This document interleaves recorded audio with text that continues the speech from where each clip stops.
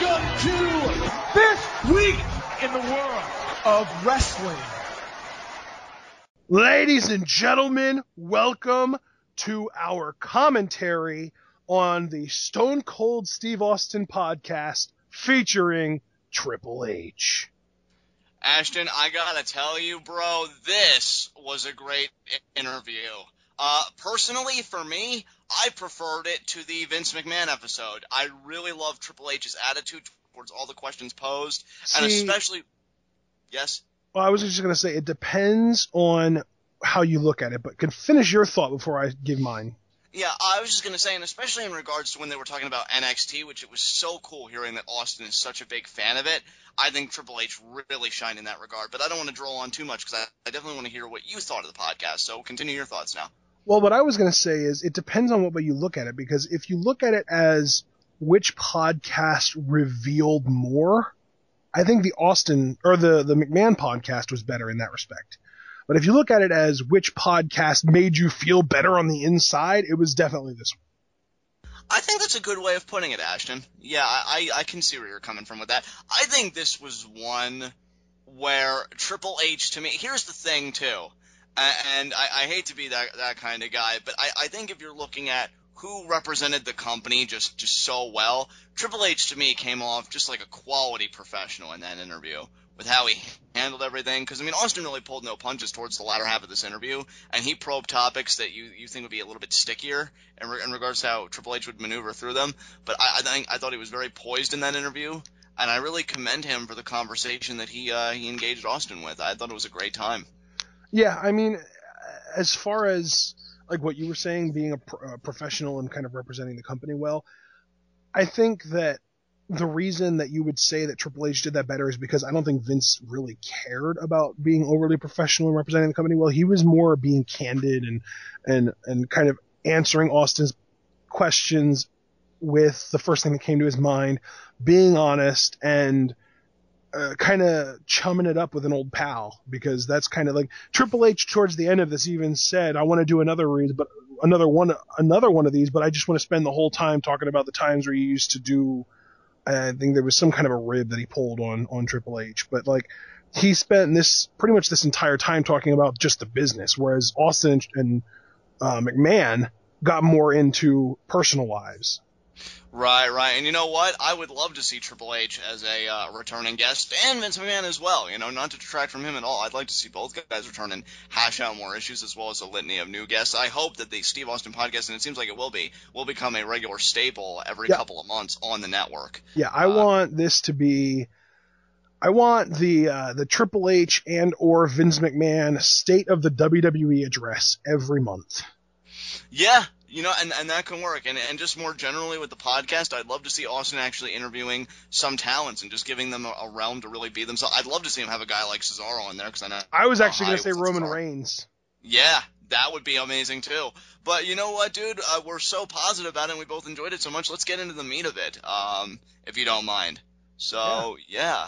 I mean, right out of the box, dude, they come out with a statement. I could just sum up this first section in one statement. Kayfabe is dead. Yep. You know, that was, I mean, they right and away. If it wasn't before, brother, it is now. Absolutely. And, you know, Ashton, I found this really interesting because, you know, Austin pretty much asked Triple H straight up, you know, how difficult is it, you know, when you know that kayfabe is dead and the internet is what it is, and guys like you and I, and even people who go really to the extreme with, you know, who's feuding with who's getting the push, what's going on, the inner mechanisms of everything. How difficult is it to book a show? And, you know, Triple H says, well, yeah, you know, it has its difficulties. And then they did bring up Roman Reigns here, because they said, you know, Austin said, you know, one day the crowd could be hot for Reigns, but then, you know, the next day they you know, may want Daniel Bryan or whatever, and then they may envy him because he's getting pushed. And then Triple H, I don't know if this was the towards the beginning of the interview or not, but I love that.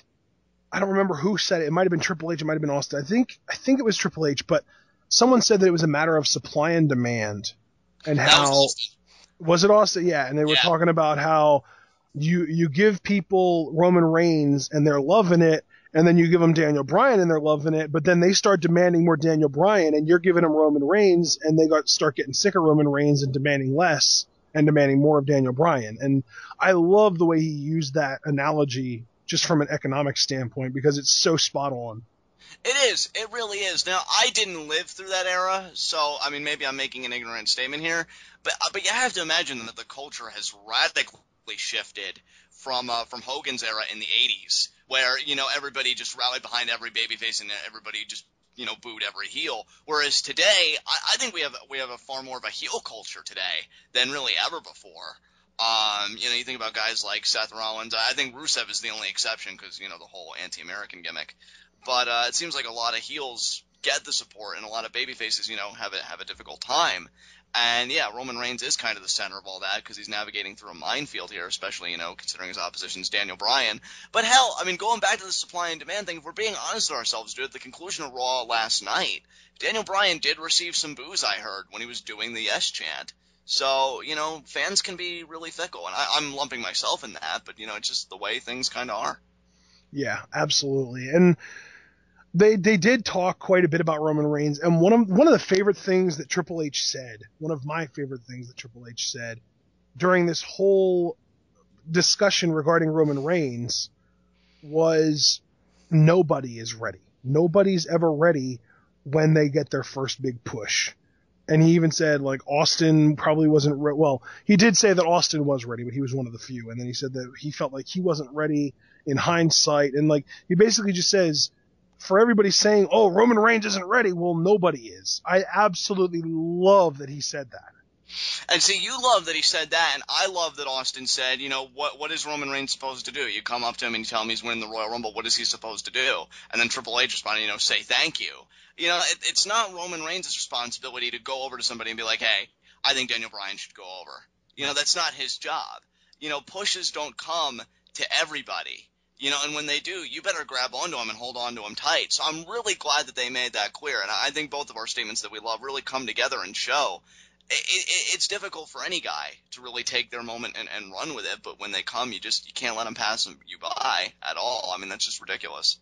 Yeah.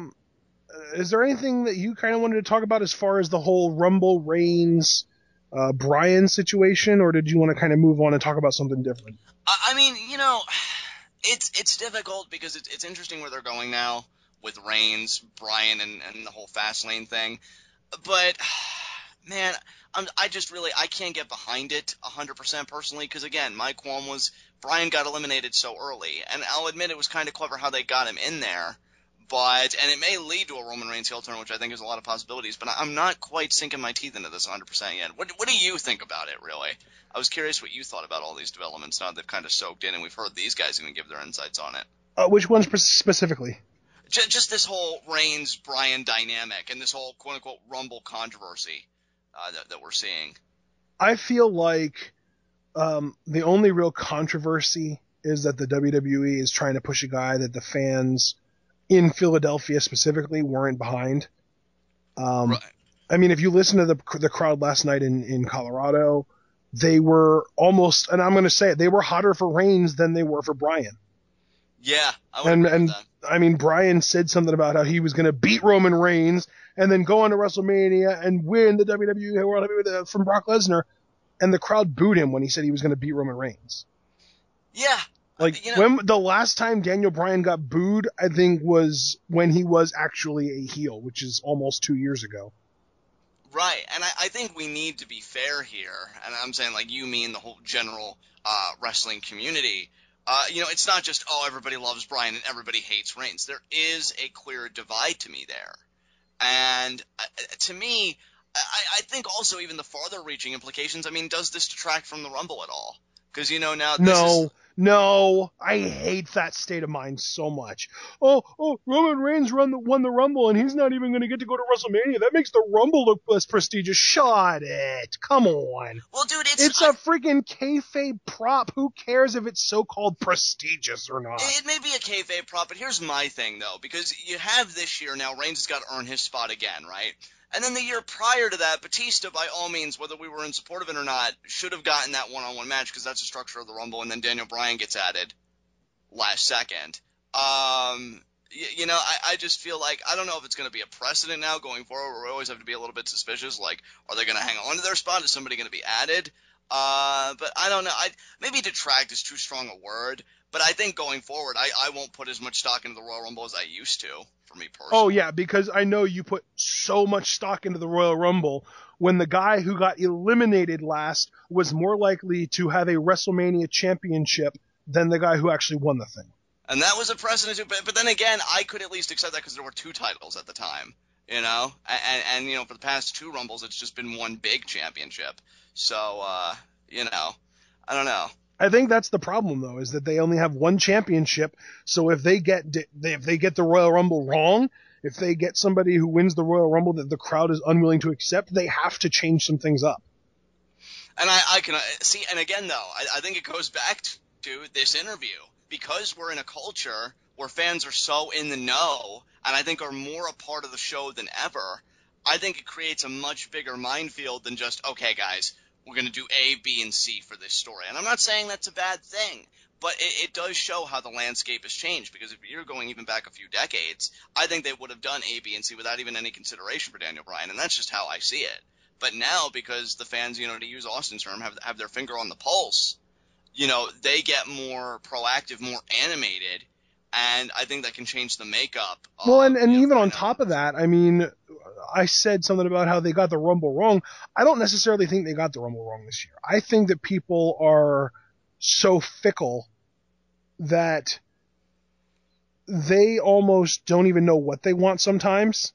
Right. I know there are some people out there that are your hardcore Daniel Bryan fans, your hardcore, you know, Dean Ambrose fans, your hardcore, you know, just hardcore fans of certain baby faces that they felt like had to win. I'm sure James, I think he even said that he wanted Bray Wyatt to win, but he's a hardcore Ryback fan too. Yeah. And I think that at the end of the day, if you were one of the people that was anybody but Reigns, you were in the very, very small minority, because a good majority of fans wanted maybe their guy to win, and there's a possibility that their guy was Reigns, but if it wasn't Reigns, then they wanted their guy to win, but they're okay with Reigns winning. Right. I think, because, I mean, if you really look at it, like, Reigns got booed pretty bad at the Rumble, but then last week he got a mixed reaction on SmackDown, and now this week he got basically universally cheered. Right. And not only did he get universally cheered, but he got cheered to the point that people were booing Bryan for talking bad about him. Right. And you know, it goes back again, you know, bringing it back to the podcast again. Triple H even mentioned, you know, Roman Reigns, it's a tricky thing because there were some places where they were, yes, booing Roman Reigns. But he said at that weekend's, you know, live events, they were going nuts for him. Yeah. You know, and like he was mega over. And you know, it's not just, and see, here's the thing though, and here's the trick. It's not just a Roman Reigns problem. It's just the industry, period. There are going to be some crowds that I think are super hot for Ziggler. There may be others that kind of sit on on their hands during his matches. Yep. It's the nature of the beast. I liked what Triple H said too, you know, while we're talking about him and what he said, when he said that there are, you know, just heel crowds or heel towns that just love their villains. You know, it's just, you never know what you're going to get. And it's like you said at the beginning. And it was in Philadelphia, you know, so... Yeah. But then that does kind of bring me to my first problem with what Triple H said. And honestly, I think this is more on Austin for not calling him out on it. But Triple H said that the white meat babyface doesn't appeal to everybody and that there's no one on the roster who everyone likes. Right. I think that if you don't have him going against Roman Reigns, if you have him going against a heel, Daniel Bryan is that guy. And you know what? I would agree with you there. I do think Daniel Bryan... And it's not even like... Yeah. It's not me saying everybody and their mother loves Daniel Bryan. If you don't like Daniel Bryan, you don't have a soul. That's not what I'm saying. What I'm saying is that he appeals to every demographic.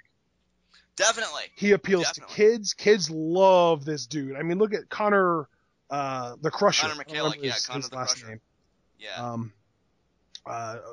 He does a bunch of Make-A-Wishes now. He appeals to the kids. He appeals to the parents. He has the in-ring where he appeals to the smarks. And I don't necessarily know if he's this super big hit with the ladies, but, I mean, good God, Brie Bella isn't exactly, you know, gutter trash or anything. She's a pretty decent woman as far as appearance goes, and she's into him. So apparently he's got some kind of a charm going on with the ladies. And yeah, I mean, he appeals to every demographic, and he is a white meat baby face, and he is a guy who everyone, again, generally speaking, does like. And you know what, though? I do have to say this. I guess and I'm glad you did pick up, like, where Triple H went wrong. Because I could even understand where it was coming from. Because I think Daniel Bryan may even be more of an anomaly today. Very successful, and I'm happy for him. But yeah, it's not often, I think, that you do see a guy, fit the bill of that white meat babyface kind of mold. Because everybody always likes, it seems to me, in this day and age, their babyfaces with a little bit of edge, a little bit of attitude. And Daniel Bryan's capable of it in certain situations. Like, what immediately comes to mind is feud with John Cena when he did the whole promo about how opponents in Japan, they slap each other as a sign of respect, but he wasn't going to do it because John Cena hadn't earned it. Right. Things like that. But yes, I think Daniel Bryan has achieved something really quite remarkable in this day and age, in my personal opinion, and he should certainly be commended for that. But at the same time, I totally get where Triple H has come from, because I think if they're not packing a certain attitude or a charisma, I think a lot of people were spoiled by Steve Austin, ironically enough, being the host of this, because he was a babyface, and he was completely antithetical to all the behaviors and attitudes of what made a babyface in that era. And I think it just totally changed the game. So, yeah. All right, let's see. What can we talk about next as far as this whole interview goes? They talked about how they were going back into the Attitude Era and talking about their stuff, and how now there's a problem where they have to appeal to so many age groups and demographics that they cover, and you can't just appeal to one. Triple H talking about how dirt sheets were super rare back in the day, but nowadays, like, you've got the frickin', Grantland covering WWE stuff, and that's perfectly true, because Grantland has a WWE podcast called Cheap Heat that I listen to every single week with the Masked Man, and I think Peter Rosenberg, I think it is Peter Rosenberg. That sounds about right. yeah, I'm not familiar with that. I may have to check that out. Peter Rosenberg, nailed it. But he's absolutely right. I think we live in an age, and you could say this about a lot of things, where if you have a strong internet connection, and you're connected to the World Wide Web, you could start up your own dirt sheet at this point, But there are so many out there. Yeah, I mean, start a dirt sheet and just scour Reddit for news. Exactly. I mean, that the one dirt sheet, no DQ, I frequent that, every day. For news reports and stuff. So it is saturated today, the pro wrestling business, with dirt sheets from every angle. And even I tend to try and avoid dirt sheets, but even I look at no DQ once or twice a week. Yeah, I mean, I'm thankfully I scaled back, because I used to even heavily read spoilers and stuff, and for my own enjoyment, I curled back on that, and that was the best investment I ever made. But I'm a sucker for a good, headline and a news story. So it really is deeply embedded. I've actually gotten to the point now that I don't really check no DQ unless it is for, like, when we're doing TwitWow, I'll go on no DQ for the Raw results just to kind of follow along, because it's so hard to remember the exact order that things happened in. Right. But most of the time, I don't even bother with no DQ for news anymore, even because Reddit has everything before no DQ even gets it. Yeah, I've noticed that lately, because you'll tell me that kind of stuff, but I think... Yeah, it'll be something where something comes up on Reddit, and I'll read it and be like, oh, that's cool. And then in a day or two later, you'll be like, Ashton, did you hear this story? And I'll be like, yeah, dude, that was on Reddit 2 days ago. Yeah, so, I mean, clearly they're getting beat out, but I think that just furthers the point that, virtually anything affiliated with wrestling is in that space today, and it's just radically different from their time, where, like they said, maybe there are only, one or two really popular dirt sheets. Speaking of dirt sheets, this is completely unrelated to the podcast, but I don't know if you heard about this or not. Apparently, the WWE is interested in 2 current ROH stars. Do you want to know who? Oh, who? Who are we talking about here? One of them is it's disappointing, but kind of obvious, because he's a former football guy. Quinn Ojanaka Moose. Oh, you know what? Not surprised. Yeah. Okay. And then the other one is a female, Mandy Leon. Do not know her at all. But yeah, Moose possibly getting a WWE shot. Yeah, that doesn't surprise me. It's disappointing, because Mike Bennett's a thing, and I just think he'd be such a great fit there, and other people, but I don't want to get too distracted from this. But yeah, that's interesting news. We'll have to see how that works out. Yep. What else do you want to talk about from this podcast, bro? What are big things? 'Cause I know. Well, as far as Triple H talking about the demographics, I think that is, and I might be skipping around here a little bit, but later on they brought up NXT, and Triple H said, well, yeah, it's a little bit easier to book that because we know what demographic we can appeal to, because the people that are watching NXT are the people who have the network, and we have 1 million people to do that, but that's 1 million of our most hardcore fans. And to me, what's kind of silly about that whole state of mind, saying that NXT's easier to book because you can appeal to the hardcore fans and you don't have to worry about appealing to the broad demographic, is the broad demographic. I mean, name one demographic that NXT right now doesn't appeal to. That's my thing. Like, you say you're appealing to the hardcore demographic, but NXT has better female wrestling, so right there's your female demo. It has more emotional investment as far as storyline goes, so right there's your casual fan. It has some of the most badass characters, and they're actually allowed to be badasses without needing to talk and ruin their mystique like Baron Corbin. So right there, that's another thing for casual fans. Like, NXT, you say it appeals only to the hardcore fans, but to me, you'd be hard pressed to come up with a demographic that NXT doesn't appeal to. And that tells me that, like, if you're aiming to appeal to everyone, if you just target your hardcore fan base, the residuals will cause everyone else to like it, because targeting your hardcore fan base makes you put on a show that has the quality that everyone can get into.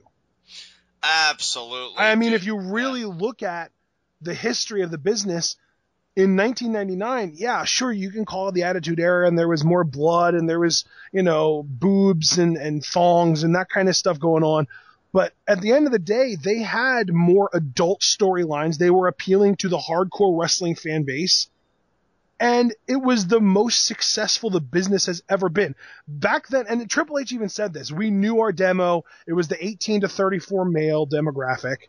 And they appealed to that demographic. And ratings were higher then, and they had more income then, and better ratings and better pay-per-view buys. Like, the best pay-per-view buys over the course of the last 6 years, non-Big Four, meaning not WrestleMania, SummerSlam, Survivor Series, Royal Rumble, the best non-Big Four sales over the course of the last 6 or 7 years are still worse than the worst non-Big Four sales from 97 to 2001. Wow.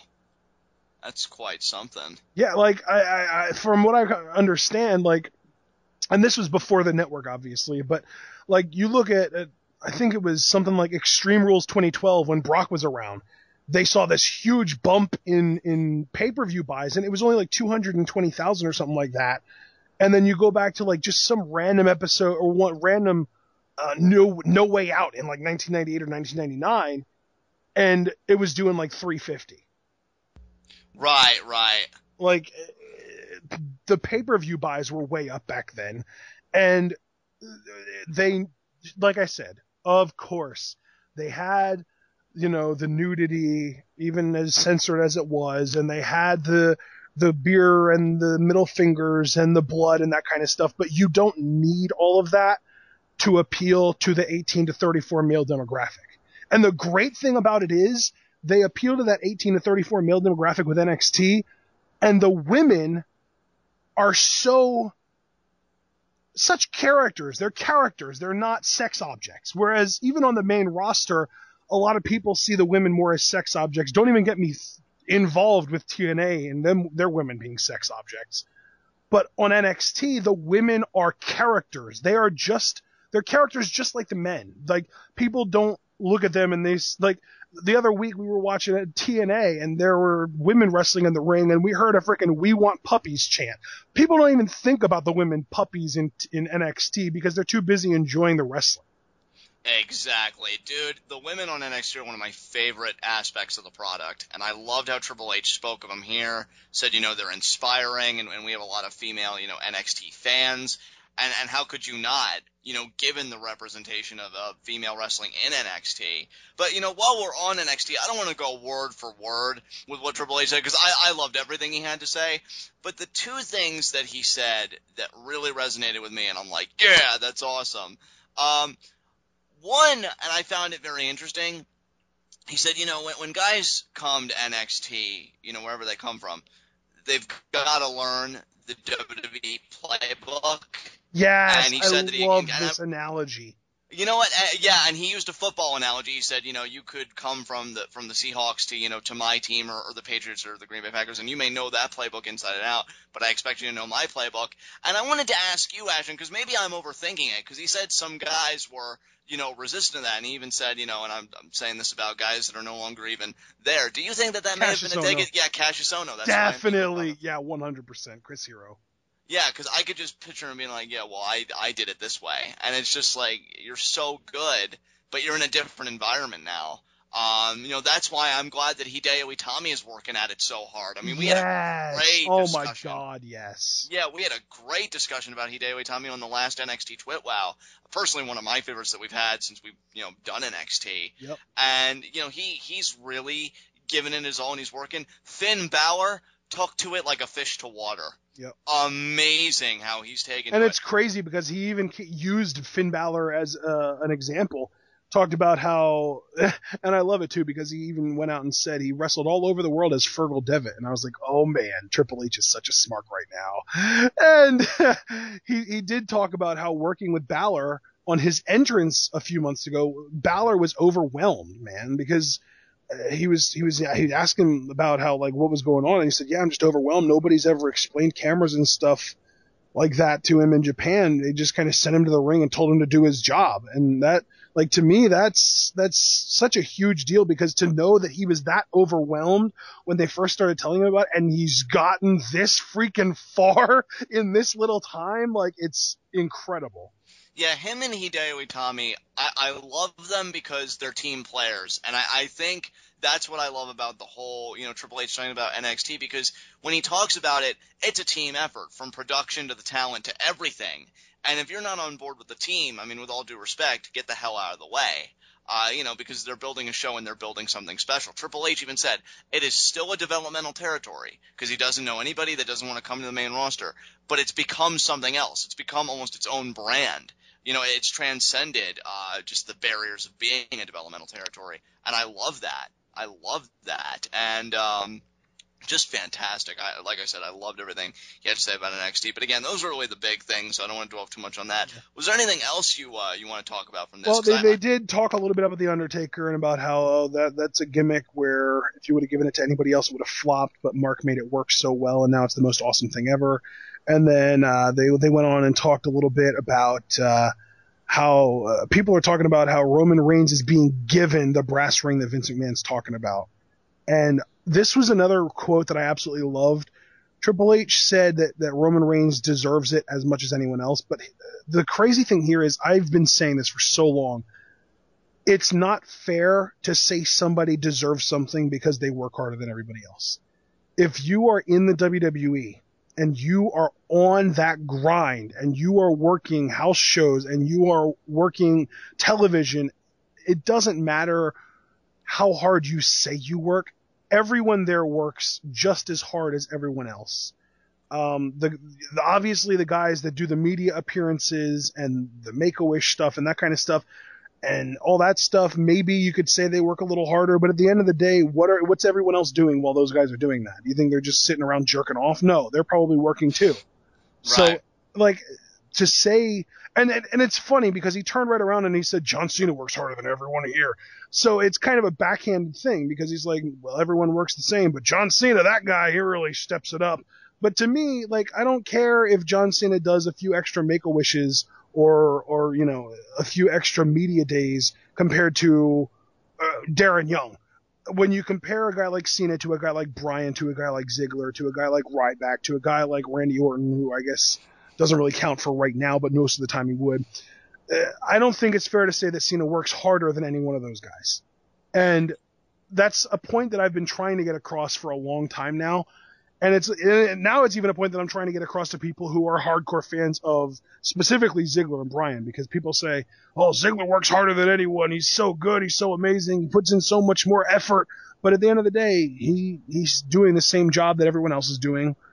He might flop around a little bit more in the ring, but that's not even necessary. That's just something that he does that some people think is adorable. But I just think it's unfair to say, oh, this guy works so much harder than that guy, when they have the same job. They do pretty much the same thing, and you can't, it's all really kind of subjective almost, because you can't really say that guy works harder than that guy when they're doing different things at the same time. Yeah, I mean, and this is coming from somebody who, I've really cooled off of Reigns, but I even said to you, I think it was either Rumble Live Reactions or one of the videos in the Aftermath, that, I don't think Roman Reigns has deserved any of the flack that he's gotten.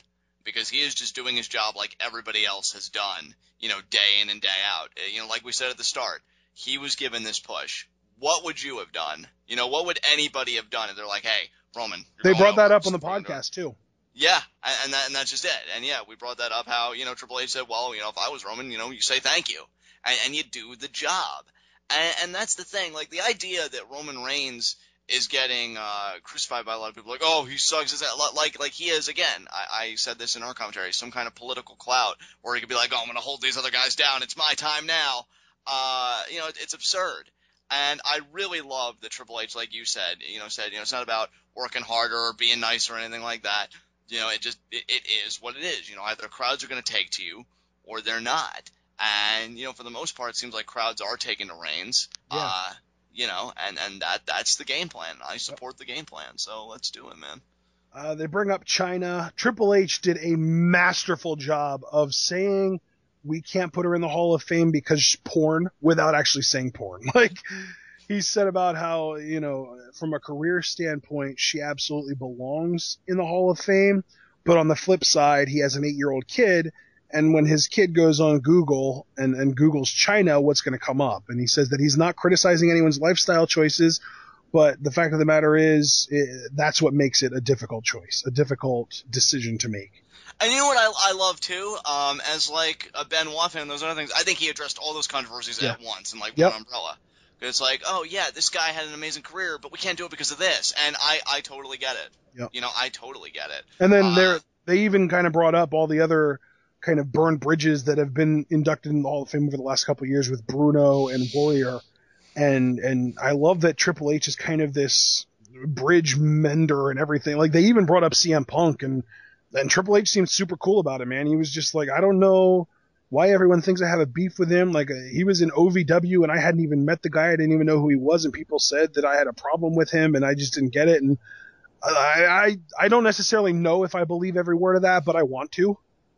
You know what? The weird thing is, and I'm probably going to get criticized a little bit for this, the one thing that I really believed when he talked about Punk was when he said, Punk was a weird cat. Like, people would say, oh, Punk's fuming, he's going to walk out, but then I'd go to him and I'd be like, hey, everything all right? And then Punk would be like, yeah, we're cool. Like, I could see Punk being that type of guy for some reason. I believe that when he said that. Because I could see Punk being the guy that's just like, okay, gonna soldier on. And then when somebody tried to confront him about it, just like, no, just put a smile on and just be like, no, we're cool. I could totally see Punk being that guy. So yeah, I'm inclined to actually believe Triple H on that one. Yeah. Still really skeptical about a lot of other stuff, but I'll give him that point. So, yeah.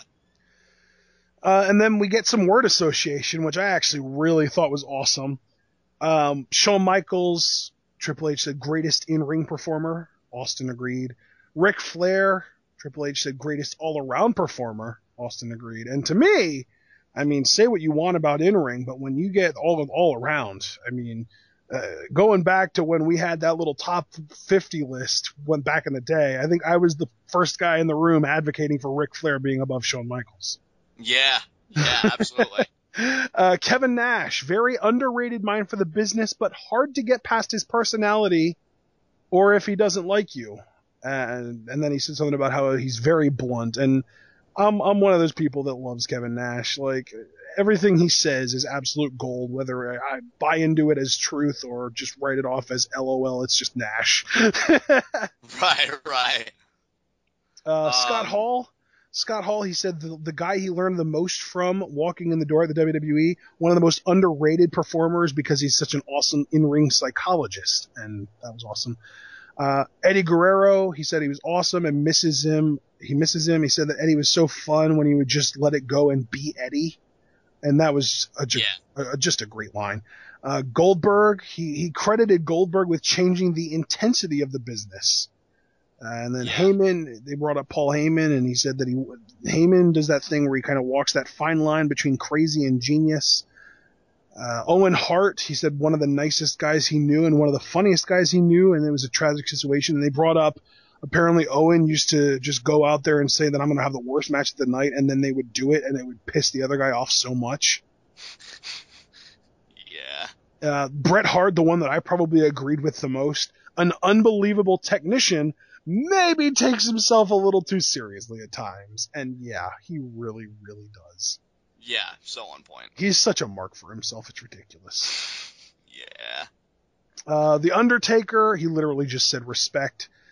Kane, I love this because he said underrated, but the word that he used to describe him, constant.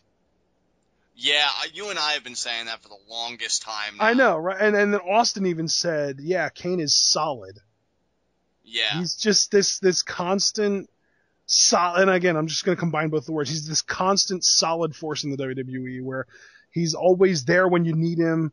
He's never selfish. He'll always put someone over if you want him to. He's just awesome. Pat Patterson, I got to say, I respect the hell out of Pat Patterson, but I could see the wheels turning in Triple H, and you just know that he was screaming, don't say dick, don't say gay, don't say gay, don't say gay, don't say gay, don't say gay. So he said a genius for the business and someone that he respects a lot. And then Michael Hayes, he said so underrated for his contributions to the business across the board. And then I think it was Stone Cold that brought up about how I used to pay my hard-earned money to go see Michael Hayes down in Texas. So it was, I really enjoyed that word association. That was one of the coolest parts of this whole podcast. Definitely, it was more fun and light. And then I love how they kind of wrap this thing up. Well, technically, because then we had a little debacle between Kevin Dunn and Triple H. But one of the initial concluding things was, Austin asked Triple H, like he asked Vince McMahon in the prior podcast, what's your take on the whole pro wrestler, sports entertainer distinction? I love Triple H's response to this, too. Yep. He said, look, what we do, at the end of the day, we are wrestlers. But, you go to any other promotion in the world, and WWE is the only one, and it's the biggest one, mind you, and I love that, where, you're also that entertainer, where we do all this stuff, and there's more than just what goes on in between the ropes. So I really love, and he said, like anybody, there are a few people that make it here, and when they do, it's just the biggest thing in the world. So I really loved how he handled that. Just overall, man, just a really great interview. It was great just having Austin pick Triple H's brain apart, about the business for this whole hour. Just really awesome. I love that he basically sees the wrestling business as football and the WWE as the NFL. Yeah, absolutely. I thought that was great. Like, anytime he would make those comparisons or liken something in the WWE to the NFL, I just always thought it was so on point. Yep. And you know what, too? I gotta say, and I'm so glad Triple H said this and said it publicly, he's not a fan of 3 hours. And can I just say personally, as a fan, I'm not a fan of it either. Because most nights, man, I will tell you, even when the show is good, you start looking at the clock around like 10:30, and you just think, oh, okay, when is this gonna wrap up? When are we gonna get to the big segment we're waiting for? Like, it is a toll. And honestly, I gained a level of sympathy for Triple H and just the whole creative team after this interview, because I think he makes a legitimate point. It is so difficult, I think, to write 3 hours of television. Well, and that's the crazy thing. Like, you think it's difficult to watch 3 hours. Imagine how difficult it must be to write 3 hours. Yeah, absolutely. I mean, I don't envy them. And, that's why it's difficult, right? Because when you and I do TwitWow, obviously I get swept up in it. I love doing it with you. And I know at times I could probably be a little bit maybe too critical of the writing when I think if I was in their position, I'm not going to lie, I would collapse under the pressure, and I do recognize that fact. I think it takes some really extraordinary people, whether they hit or miss, to commit to writing those scripts week after week. I mean, you're not even talking a bi-weekly thing or a monthly thing. It is a weekly thing to do all this television, because then you take away Raw, you still have SmackDown, and like all this stuff, all this content. So definitely not to be envied, for sure. And I do hope the day comes where they scale it back to 2 hours, because I just think it's oversaturation at its worst. Yep. So here's to hoping that happens soon. I mean, here's the thing. Austin basically asked Triple H what he would change about the WWE, and in a lot more words, he basically said that he would have more unscripted promos, 2-hour Raws, more time for women wrestlers, and longer storylines. That is literally everything that we have been asking for nearly the last decade. I know. And he has got his ear to the ground, his finger on the pulse, apparently.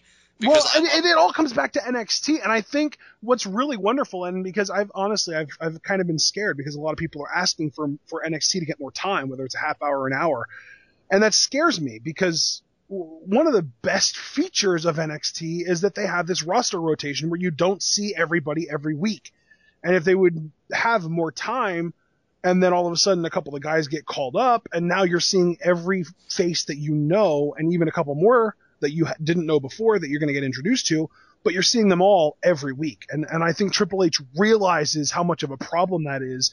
And I now kind of have more faith in him doing everything in his power to keep it 1 hour. And dude, to kind of add on to your point, if I may, it's not just about, to me, the roster rotation, though I think you were absolutely on point with that. It's also because Austin, I don't think he took a jab, per se, so I don't want to put it that way, but he did mention how the Authority opened up another Raw, and he said he loves how NXT isn't like that. Yep. So not only is it a roster rotation, but you've got to be different with only an hour of television. Like, you can't be bogged down in formula because you've got so many stories that you're trying to tell in only an hour, and you want to make it the most engaging product as possible. And I almost wonder, like with each Raw we watch, I have to ask myself, well, how much of a hand did Triple H have in that Raw, or that Raw, or that Raw? Yeah. Because, I mean, the Raw that he had this podcast with, I really enjoyed, and some of the matches we got, I was thinking to myself, is Triple H, does he have the reins tonight, so to speak? And really a curious thing. It's so funny you say that, because I was honestly thinking the same thing when we were watching Raw. I was like, dang, this feels like a Triple H show. Yeah, exactly, right? And I think my favorite line, just kind of sum it up and keep it succinct, because he did as well in the soundbite. He said, when I look at NXT, I like to kind of put myself there as a fan. What kind of product would I enjoy watching? And I love that. I think Triple H, to me... It's funny because this entire podcast, like, I don't know if it was intentional, but it feels like this entire podcast set up Vince as the bad cop and Triple H as the good cop. You know what's so funny? And I have to laugh a little bit. Because if you remember on Raw, when Triple H was, in his Authority persona, he said he was going to manipulate Austin like he did everybody in that ring. And you have to wonder if that was just like grade A manipulation, where like, I just came off looking like the greatest thing in pro wrestling. Like, screw you, Vince and Dunn. Suck it. And then not only that though, speaking of Dunn got straight buried. Oh yeah. I loved it. I loved it because Kevin Dunn was trying to wrap it up. Vince was able to ask for 15 more minutes easy, which is certainly understandable. He's Vince McMahon. But I feel like Triple H is absolutely right. He should have been entitled to ask for more time, too, and he straight up said, that's crap. Come over here, Austin will stun you. So he was playful about it, but I'm glad. Like, he put Kevin Dunn in his place. Yep. And unfortunately, we didn't get 10 more minutes. We only got 5, because I could have just heard these guys talk forever. I know, right? And, like, this could have gone for 2 hours, and I wouldn't have complained. And really, I don't want to say that their time was wasted, because they did talk about promos and, to your point, like script, no script, what are we going to do about that? And I, for the record, 100% agree with Austin here. I can understand if some Austin guys... and Triple H. Austin and Triple H. I can understand if some guys feel more comfortable with their promo scripted, but man, I'm old school, and I feel like the more you try and find your own voice, the better off you're going to be. I just love that Triple H kind of subtly and indirectly buried Vince McMahon. What reference? I mean, between, the 3-hour Raw, that being a Vince call, and the Royal Rumble, talking about how everything, it all comes down to one man, and that's Vince. and then with the promos talking about how the scripted thing is a Vince call and a finance call and like all that stuff. And like, it's like he wasn't trying to say that it was a bad thing about Vince, but everybody who has the opinion that all of those things are bad, immediately he just buried Vince to them. I could just picture he goes to the back after that interview, Vince just tugging on his ear. Paul, damn it! What happened there?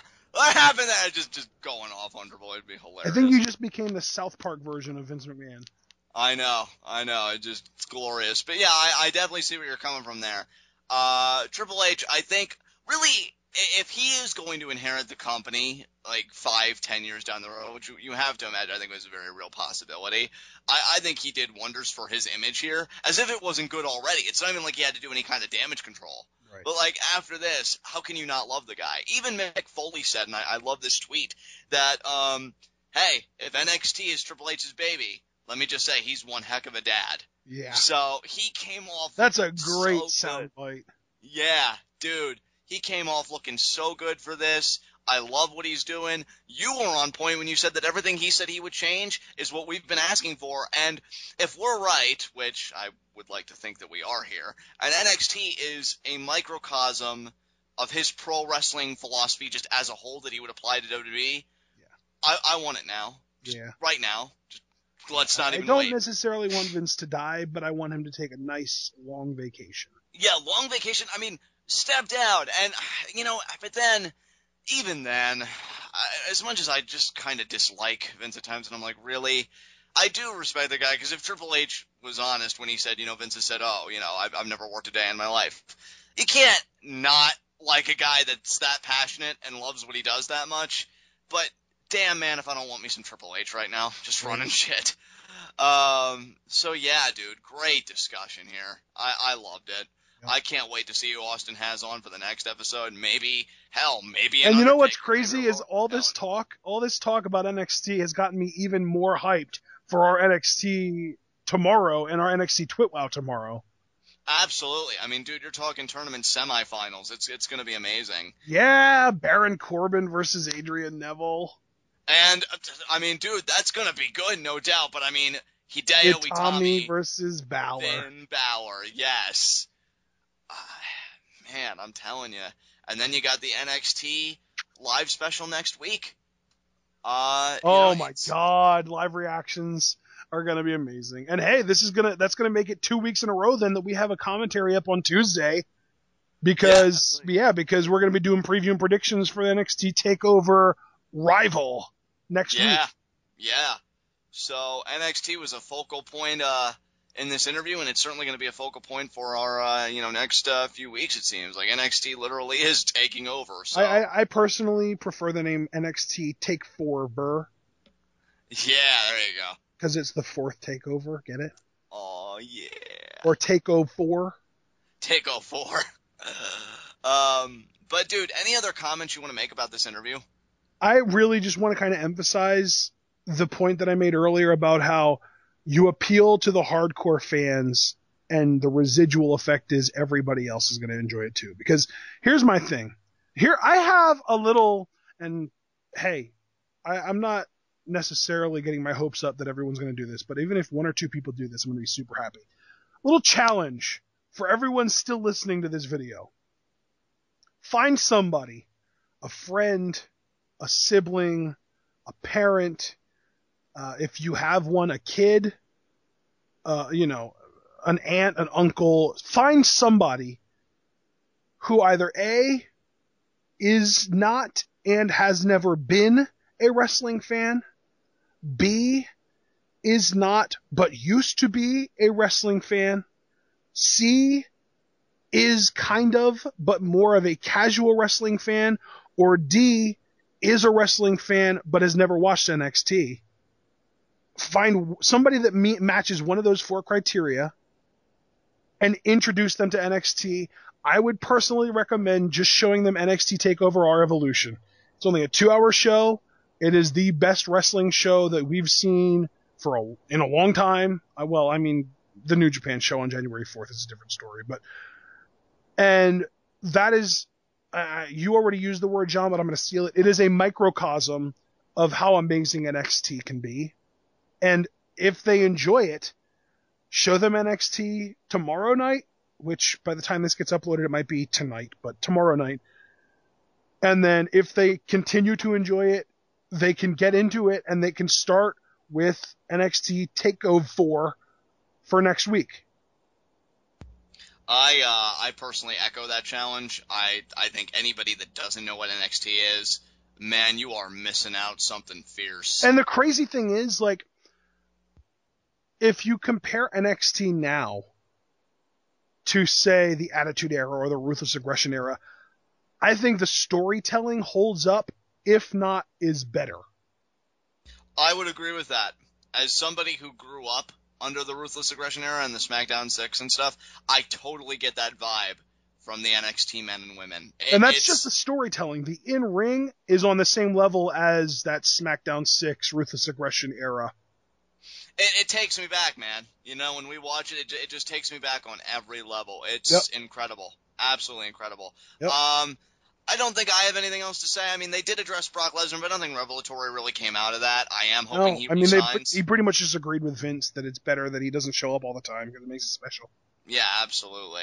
So, yeah, other than that, I really got nothing to say. So unless you have anything else to say, I guess we can close this thing out.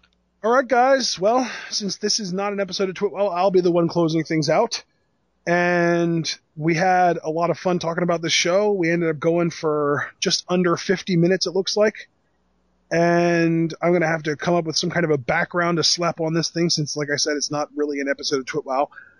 And we will tell you what, this is a good time for me to say this. Lucha Underground Twitwow is going to be late because next week. I'm sorry, next week. It's going to be normal this week, but next week Lucha Underground Twitwow is going to be late because we're going to be doing live reactions to NXT TakeOver 4. I guess they're calling it now just NXT TakeOver Rival, which is really hard to say because you just naturally want to say NXT TakeOver Arrival. But regardless, next week Lucha Underground Twitwow might be late, as much as a day late even. It's definitely not going to be up at its usual time, which is at this point like 10 at the latest. But other than that, we will see you guys for Lucha Underground Twitwow tomorrow around 10, and then NXT Twitwow tomorrow, hopefully by midnight, 1 o'clock in the morning at the latest. These are all Eastern time zones. So we will see you for that. And John, any last thoughts? Absolutely not, guys. Be sure to tune in with us for our Lucha Underground and NXT reviews, tomorrow night. And next week's just going to be very, very special with the NXT TakeOver Rival special. So I'm very excited. Yeah. So, hey, I'm going to steal this one from John. Be sure to tune in and peace out.